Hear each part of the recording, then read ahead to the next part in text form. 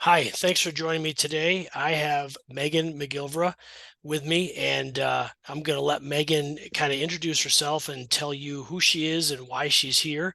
And then we're going to spend some time talking about why what she does is inspirational to me personally, but a whole bunch of other people. So, Megan, thank you for joining me today.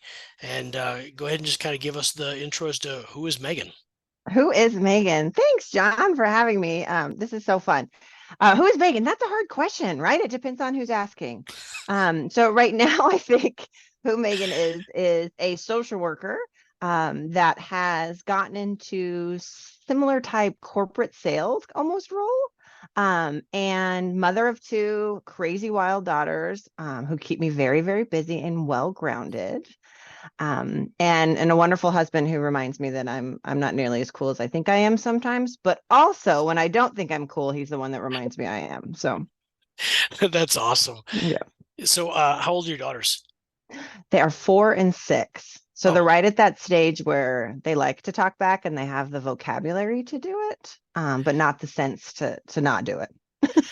yeah. Mine are one just turned 12 yesterday, and the other one is 14. And Oh, they, you're in it too. Yeah, yeah, you're yeah, right in it. they've got the sense to talk back, and they do, Uh-huh. and Uh-huh. they have the sense to not talk back, but they do anyway. They do it. Yeah, See, this is why teenagers are my all-time favorite, and it's why I've spent most of my career doing it because their sense of passion and purpose is crazy to me. And it always comes off terrible, right? Like it's so often what we talk about, what we see is these like terrible teens acting out, but it's if they could just harness that passion and that excitement about stuff, like they could just do amazing things. But I love it when it's naughty and when it's changing the world. yeah, I agree with everything that you've just said, and that what I gleamed off of your LinkedIn page and what kind of drew me to follow your page was the realness in what you do. And I know that I've shared previously some quotes I've taken from your page, but it starts off at the top of your page where it says every young adult has potential and deserves opportunity and economic justice. And that, kind of caught my eye. And then, like I love the sassiness in everything that you do, Yeah. where it says, I don't unlock doors for talent, I bust through them. Hmm. And so, Hmm. and of course, scrolling through your page, a whole bunch of really cool experiences that you've had, and with the YMCA and other things. But can you talk, as comfortable as you are and as much as you can say, can you kind of talk about what you do right now? Yeah, absolutely. So right now I'm working for a nonprofit called Year Up, and my job ultimately is to work with other nonprofits, training providers, businesses, different groups to figure out how do we serve more young people to get them across that opportunity divide, right? And so there are thousands of young people out there that have the talent and they have the skills. They just don't have access to that opportunity. And so I make partnerships across the nation to figure out who's already doing good work with young people and how can the corporate connections and the essential skills, which is what we call our soft skills at Europe, because they're really essential. They're not soft. It's what gets you fired and it's what gets you promoted and hired. How do we get those and connect them into corporate internships to ultimately get them employment that's a livable and meaningful wage that will allow them to progress through their careers? And so it's kind of like an education hack almost. Um, we're not saying that you shouldn't go to college. In fact, many of our programs are based inside of colleges, but we're definitely saying there's a path to get you to income that could pay for your livelihood now while you continue to develop and finish your schooling. And I've been at Europe for, let's see, about 8 years in multiple different roles, and they just do really incredible work and they do really realistic work, right? In the nonprofit world, I think you find a lot of groups that want to save everyone. Europe is really good. They know what they're good at and they stay in their lanes, if that makes sense. And Mhm. instead of trying to reinvent services and things, instead they hire people like me who go out and find who's doing those things well, and let's just play together in the sandbox because it turns out there are thousands of opportunities across America, so it doesn't need to be a competitive market, right? Yeah, so you've said a lot there that is just piqued my interest. Mm. So I'm going to kind of pick it apart slowly. Yeah. So, how do you come in contact with these younger folks who are looking to maybe they need help? I don't know. Like, how do they find your organization? Are you in the high schools, or what organizations are you part of? Yeah, so it's a mixture of ways, right? Word of mouth is the number one young way young people find us. To a young person, you have to prove yourself first. And so what we have found that our alumni over the last 20 years, because Europe's been around for 20 years across the nation, they're speaking for us, right? And so they trust another young person's voice. They trust that they have a good job. They've been able to buy a home, a car, progress in ways that are tangible and they can see it. And so then their friends, family, those kind of people join their program. So that's the number one way. The second way is in those partnerships with different high schools, community colleges, other training providers for like the for-profit side of the training providers, and some of the smaller CBOs that are maybe providing housing or food or things like that, where they're meeting young people daily. They're already serving young people, and they just know these are the young people that if they were just given that extra opportunity would do fine because they already have the talent, right? So we definitely don't create talent similar to what my headline says, right? My job is to bust open doors for young people because they come whole. We add a little frosting on it, and then we just need to get them to the next stage. And so the partnership work is important because young people are hard to find because they're in their homes or on video games or working full time. A lot of our students are working full time because that's what they have to do. But we primarily focus on historically marginalized students that don't have that kind of network and access, right? Okay, so yeah, that what speaks to me about that is I was one of those kids, and when I was coming up, I had joined several programs similar. Uh, Okay. this was more than 20 years ago. And No. they were, vocational programs Hmm. or just a myriad of different programs to help teach life skills and really focused on folks who came from, poverty or less than ideal financial Yeah. circumstances. So to me, it's interesting because when I go into high schools or junior high schools and I speak to kids who are not sure what that next step is for them because they Right. know that there is no college money for them waiting at home. The I do the same thing. I encourage the higher education. I tell them, look, it's something you should do, not because you Yeah. need to check a box, not because you're looking to Right. build a resume. You should go to college because it will change how you think. It will change how Hmm. you see the Hmm. world. And I tell them my life story. I've been in logistics now for 30 years, 30 Hmm. years this year. And Wow. um, I started off with a high school diploma. And, Right. I was talking to somebody earlier, and I said, I didn't get the high school diploma because I graduated high school. I got the high school Right. diploma because I came from a troubled background and they didn't want me in school anymore. They So want they're to like, push you through. yeah, like, let's get that one out of here. Yep.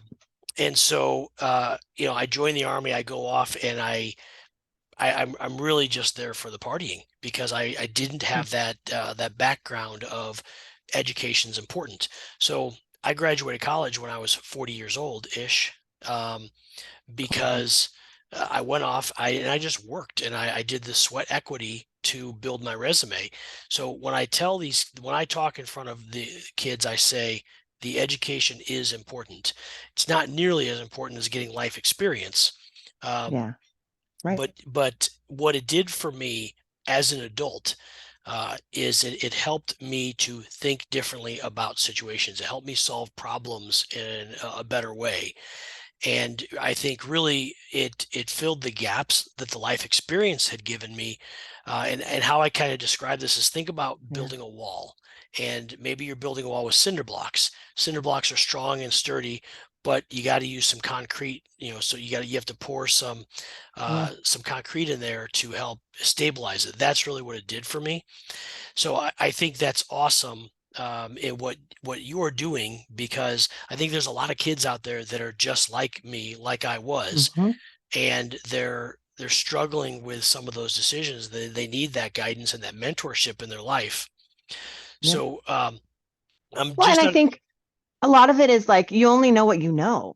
Mhm. Right. I mean, I think people underestimate that. If you're a young person that's grown up in a household where everybody is white collar, everybody is blue collar. You just know what you know. And so when you're meeting with your high school advisors or your high school equivalency counselors, things like that, what do you want to be when you grow up? Like, I hate the question, right? I'm a big fan of what problems do you want to solve in the world, right? Because there's a lot of careers you can come up with that. And you students lean to, well, my dad was in construction. My mom was, administrative work, and then that's what they go after because you only know what you know. And so Hmm. much of traditional education was about that exposure. And I think companies like Year Up and other training programs are looking at it of how do we expose them younger? One, how do we expose them to more diverse careers they've never seen? Because then maybe their decision is different, right? Maybe they're just making out of it because they don't know and somebody they knew did that. And that doesn't mean they're actually good at it or want to do it. Right. So it's a big part of it. Yeah. So I agree with that, and I'm curious. You mentioned that you get some folks who have been through the program to come back, and Mhm. they help put credibility for the next generation coming up. And I don't expect you to know this. I didn't prep you for this, but just out of curiosity, do you have an idea of what percentage of the folks who go through the program, what percentage do come back and have that longing or that calling to give back?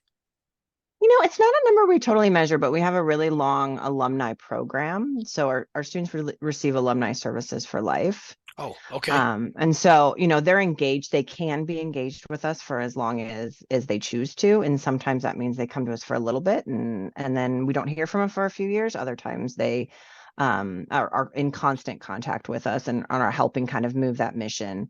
But I think, a unique thing about the role that I'm in now is that being able to watch them realize their own potential of how we close the divide. Because the unique thing I think about Year Up is that and why I've stayed so long really is that it's not only about what we're doing, but it's about the whole opportunity divide, right? Of getting young people into those roles that are open. So how do we adjust economic needs? How do we help economic needs and talent pipelines at the same time as helping individuals? And so young people leave knowing their responsibility is to continue to on and help others cross that divide. Doesn't mean it has to be with us, but that's very much part of our cohort and our community of how we teach them. And so most of them continue to stay in contact with us and continue to speak about whether that's us or other training programs, but they at least are talking to young people about there is more opportunity than what you see at your front door all the time.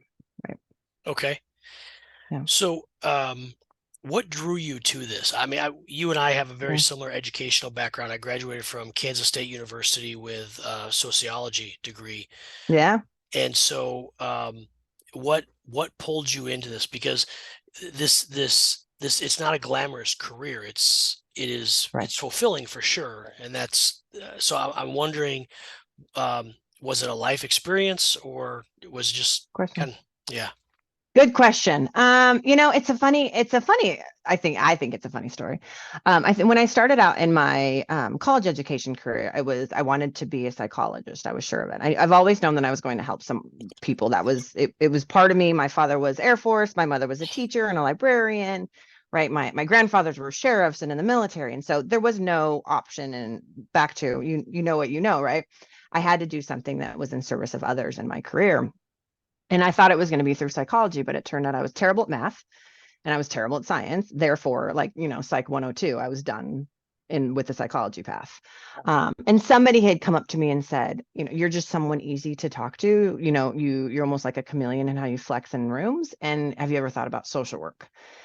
And once I looked into it more, it was like, well, that's really psychology, right? Like it's what the stuff I cared about in the psychology courses, the getting to build relationships, helping people see who they could potentially be, right? Working on systems that aren't making sense for everyone.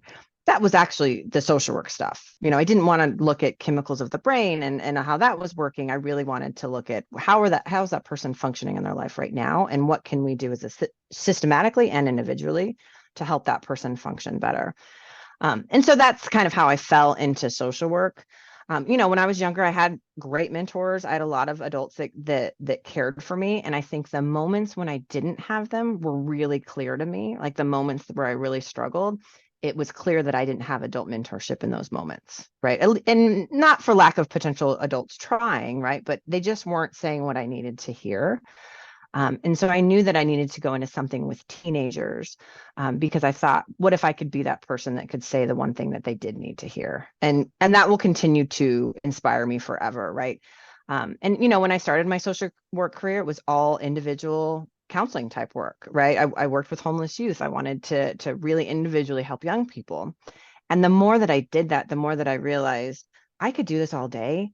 And it's the systems that are really messing with these young people, right? And so I can either continue to put band-aids on these young people individually, or I can adjust my work and work on what are the systems that are stopping a young Black man from being able to progress, or a young Black woman, or you know, different groups that have been historically marginalized. And so I had to kind of adjust my brain and start seeing my job is to adjust the system and to push back on the system. And workforce is kind of what I fell into, because I realized the fastest path to get people into economic security is through solid training and solid jobs, right? If you Mhm. can't pay to eat, if you can't have a safe place to sleep, you need to be able to do those things. And we could band-aid that all day, but if they don't have a way to continue to do it for themselves, so what am I really doing? And so that's how I kind of moved into more of the system work in the last 10, 15 years of my career. That's really awesome. And Yeah. I'm not trying to plant this as your motivation, Right. but what I will say for me is I love everything you just said there, about the why behind what you do. Yeah. And here's what I was on a podcast a few weeks ago, and um, the guy asked me the same question. He said, "Okay, I've been through all your material, but what's the real why? What's the motivation there?" Yeah. And what I said to him was, and this is an answer that I could have given to anybody because I've given the answer dozens and dozens of Yeah. times. But it's about, every single person that I know that I help today, there's a percentage of those people that are going to turn around and they're going to help somebody else because I helped them. Yep. And I've got a list of people who helped me. I did not get where I am today on my own. Right. And there were Megans that were busting doors open for me. Of course, they had the expectation that I walked through the door and I did something with it, Yes. Right. but they weren't afraid to kick that door down. Yep. And Yep. so that's kind of where I see my role here. It aligns with what you just said is, Yeah. essentially what you're going to do is you're going to build an army of people that you've helped. And Right. that army of people is going to turn around, and it's a generational gift of inspiration, which I just think is really cool. Right.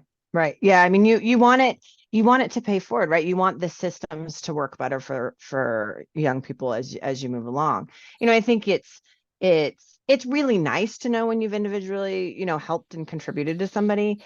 And the thing that really lights my fire is that I've adjusted a system for multiple people, right? Instead of just I help that one person. That one person is highly important to me, and I will spend hours trying to assist them if they're assisting themselves, right? But ultimately, if I can break down barriers with community colleges that maybe don't have, different structures that support specific students to enter the right careers, happy to do that, right? If I can work with how do we work at workforce systems, delivered down from Department of Labor because they're too siloed, right? I mean, I work with colleges and the government and the for-profit sector, and each one of them is speaking the same stuff. They say the same things, they have the same goals, and none of them speak the same language. Right. And so if I can start to just almost act as a mediator, right, and an interpreter for those groups to build out more paths and more lines for those to connect, then more young people can walk through that path. And I don't need to know any of their names. I don't need to know that I did it for Johnny or Susie, right? I need to know that I've done it for a large group that can now pass through that didn't have that path there. Like that could keep me up at night in some ways, but I think ultimately is where I get my, okay, great, let's get up and do it again. Let's get up and do it again. Today might be the day I can build another path for another set of young people, right? Hmm. Yeah. So let's talk about that just for a minute. What does the 10-year plan look like? Where do you see yourself in the same Question. organization, or is there a bigger mountain that needs to be climbed? That's a tough question, John. When I had kids, I decided I wasn't climbing any mountains. Okay. Right. I got real realistic about it. I was like, what's important is my balance. I've got to love my job. have to love the company and the culture I work for, and I need to have space and balance to be with the tiny humans. So I said I wouldn't climb any career mountains for at least, until they were like 7 or 8 years old. This year, I've decided I'm still not climbing career mountains, but I am going to be a yes person. And so this is my yes year. I will say yes to things I would normally say no to. And it doesn't include like more time at work or any of that kind of stuff. I'm not taking on extra projects, but things that are random like this, right? Mhm. Things that are kind of random in my world. I'm saying yes to because I want to kind of test out what areas of my personality have I not grown in lately, right? Because Mhm. when you're not climbing the career mountain, I do think you almost stop kind of developing yourself in some ways because you're not really seeking after anything. And so I found myself getting bored in that space. And so although I don't want to work 24 hours a day and get the next big title and run the next big team, I do want to grow as a person and as an individual so that in 4 years, I can say maybe what I do now has nothing to do with what I'm doing, in my current role. Maybe it's working in foundations or corporate America, or, the nice thing about being a social worker is I could do anything. I could be in HR. I could go back to doing clinical work. I could, the variety of work I can do in social work so large. And so I don't know what that means. I don't know what 10 years looks like. So I had to do a 5-year plan the other day, and I was like, I don't know. I don't shoot. This year I'm saying yes. Is that not a good enough answer? That's my plan. I will say personally, it's a great answer because when I reached out to you to do this, I could definitely sense the what in the heck is he asking me to do? So funny. So It's so funny. yeah, no, I appreciate that. And I think quite frankly, I think more people need to have, if not a year of yes, they at least need to have like a month of yes, because Yeah. I see so much on social media platforms, just this negative fear-based culture, Yep. and it makes me sad because um, I stop and I think about all of the possible experiences we're missing out on Yeah. because we are afraid to say yes, because we're afraid to go try something new. And I just don't want to live with regrets. I don't want to look back and say, oh man, that guy made the decision I was thinking about making. Look how much fun he's having. Yeah. So Yeah. Is there a time that you can remember in your world that you didn't say yes to something and you wish you would have gone back? Like, did you not know this lesson earlier? yeah, there was definitely a time for me when I was Yeah. just putting along, and Right. I'll tell you the story because it's a part of a series that I'm working on, Cool. and it's so when I got out of the army, I didn't really feel like I had any skills, and I didn't know what I was going to do. I just knew I didn't want to be in the army anymore. And Mm. so, my wife said to me, she goes, "Well, what are you going to do?" And I said, "I don't know. I think if I can find a job where I work with my hands, I'll be fine." Okay. Because I could always do physical labor. That was something Yep. that I could pull off.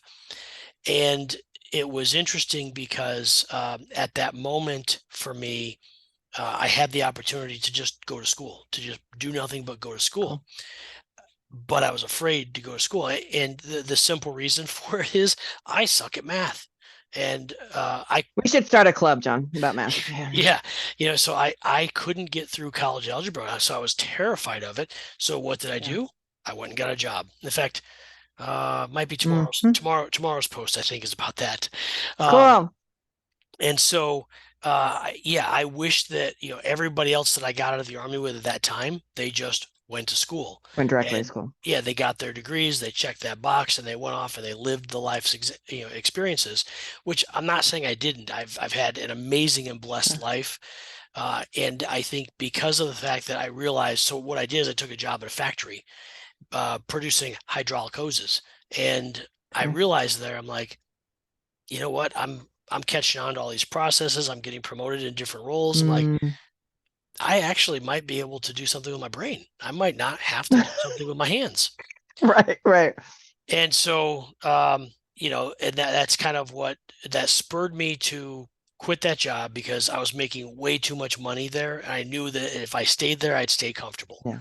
And Right. I went Right. to I Hmm. went to school, and then I fell back in the post. I believe I referred to it as a false start because I wasn't ready.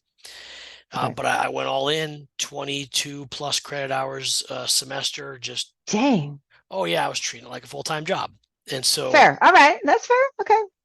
and the Army was paying for it. So I was like, what the heck? Right.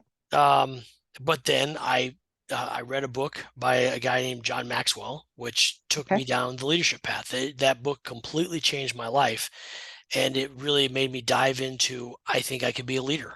And Yeah. and now here we are. So, um, all That's right, cool. I've got a bit of a weird question for you. Actually, I have Okay. two weird questions for you. I Um, love weird. Let's yeah, do that. they're kind of they could be awkward. So, Fair. the first one is Megan today gets to go back and talk to 10-year-old Megan. But Hmm. the only thing you're allowed to say is spend more time with who? Who is the person? 10-year-old Megan. Oh, that's a hard one. I would I know. say, hmm, I would say spend more time with my great uncle Dale.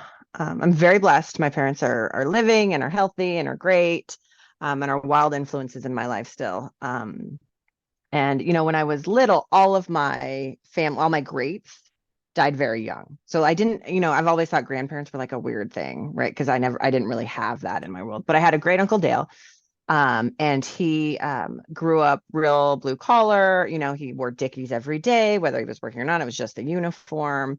And he was really rough around the edges, but he painted. And he painted a lot of beautiful things. And I remember even as a very young child, it was so, the intersectionality of that was so interesting to me, right? As he appeared so rough, he smoked cigarettes and drank whiskey and, right, like, he was just a mess. He cussed constantly. My mother was constantly like covering my ears around him because he always had terrible language and the most inappropriate jokes of all time, right? Um, but he was my one of my biggest champion. I was the most important person in the room when I was there, and that was very obvious. And he had this really soft side when he was painting and when with his wife and with the grandkid or the nieces and nephews around. And he died when it was probably 12 when he died. And he made it to his 90s, so not a bad life at all. But I think I would have spent more time with him because I think I always just played around him. And I think with kids we do that. I didn't really like engage in conversation because I don't think I was smart enough to comprehend that, he was old and Yeah, he was cool. But I still have I have one of his when he passed away, my mom got one of his paintings for me. So I have one of his paintings in my house. It's this beautiful flower, a cactus flower, and it has a cigar hidden in the cactus flower, which I just think is like the kind of humor and sassiness that I appreciate and love.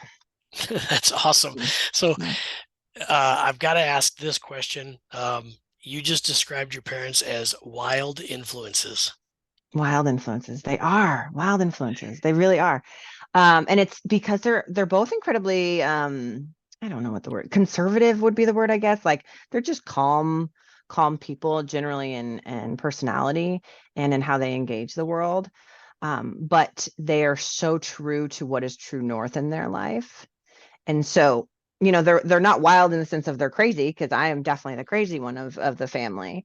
But they're wild in the sense of how they influence me of keeping my true north and making sure that none of us get too big for our britches or any of that is so clear. So clear. That's awesome.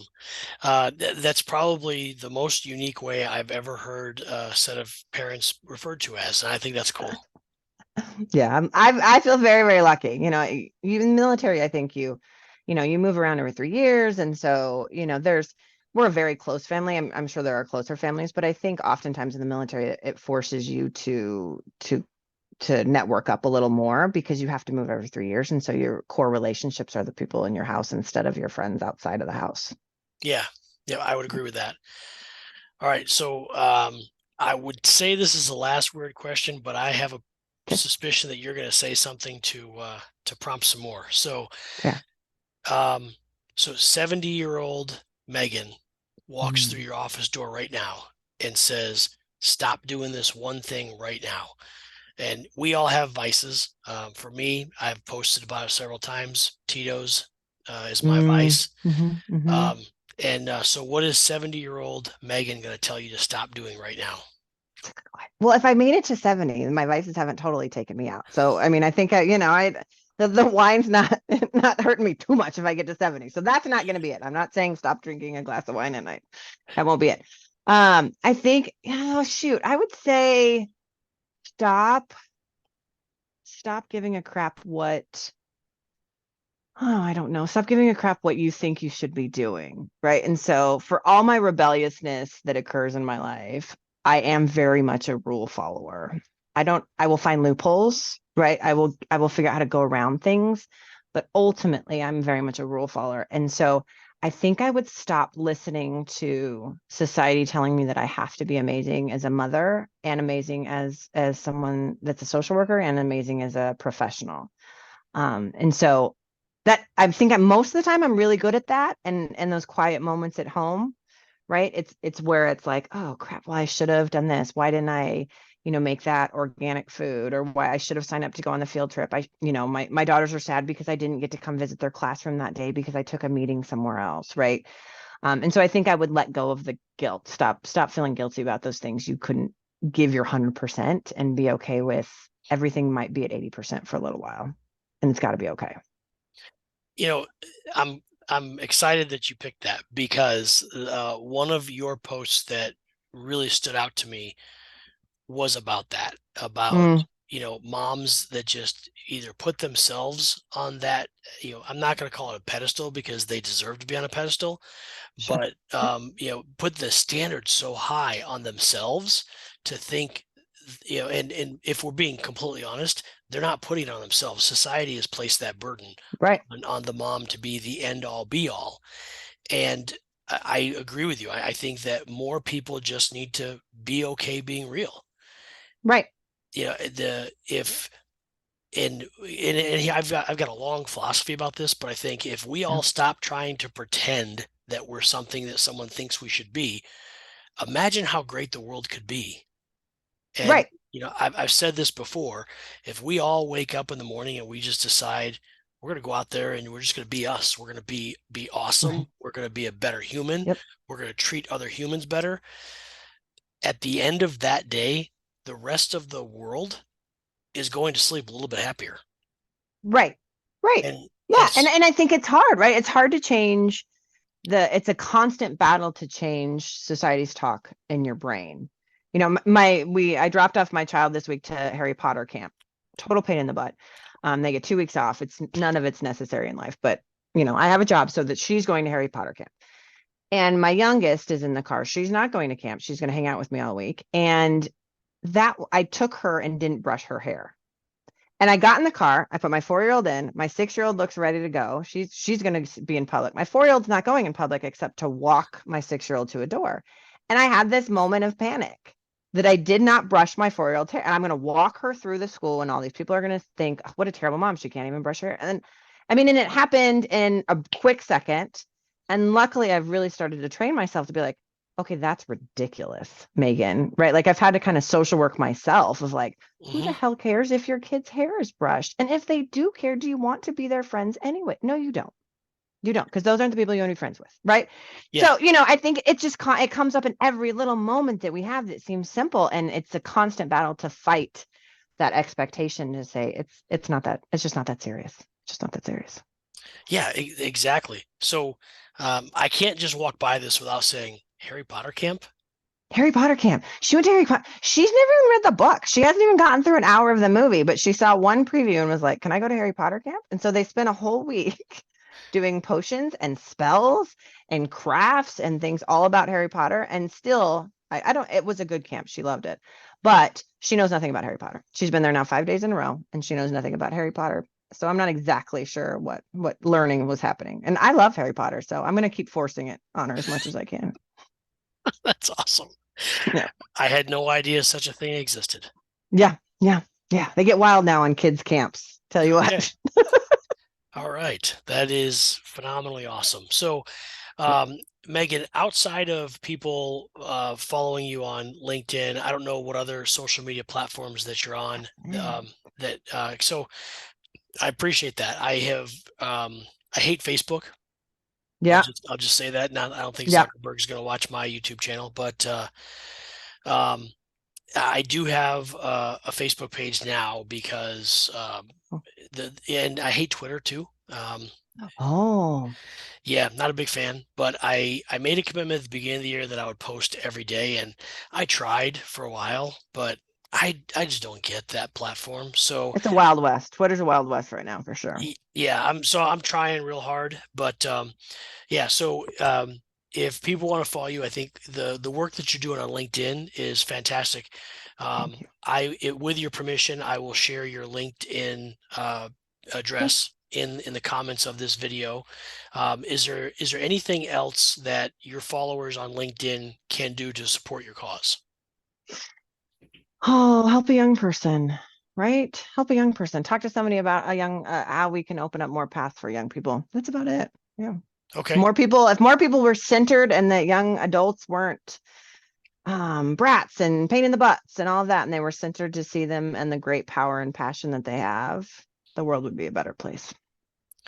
All right. Yep. That I personally, I will say, I think that's fair enough. And one of the things I wanted to share with you while we're still going here is um, I think that this is something that you'd appreciate. But when I was in Nebraska, I worked a lot with some at-risk youth Cool. as a part of the American Legion, and Hmm. being an at-risk youth myself, for me it was important to tell them yesterday doesn't define what tomorrow has to look like. And you are standing here today. Sure, it's community service because you did something dumb yesterday, Right. but don't let yesterday's dumb thing be tomorrow's dumb thing. So, Yep. and I know it's probably not the same as what you do, but in my opinion, I know I'm sitting here today because I had the courage to say, I'm not getting arrested again. I'm going to be a better person tomorrow. Right. And it So, is. It really is. Yeah, it really is very it's the pathways, right? There's all these different ways young people can move through their environments and many of them through judicial. And so if they can stop it then they're able to get into roles in workforce programs, as they move forward in their lives. Yes, 100%. That's awesome. yeah. Cool. Well, That's awesome. thank you very much. I really appreciate you doing this video for me or with Yeah, me. thanks for And inviting me. yeah, this was fun. And so if you are still watching, please subscribe to the channel, hit the notification button so that you can get notified live when my videos do go public. And of course, you can find me on all social media platforms except for TikTok at Get Doolin. That's GetDoolen. Thank you very much for watching.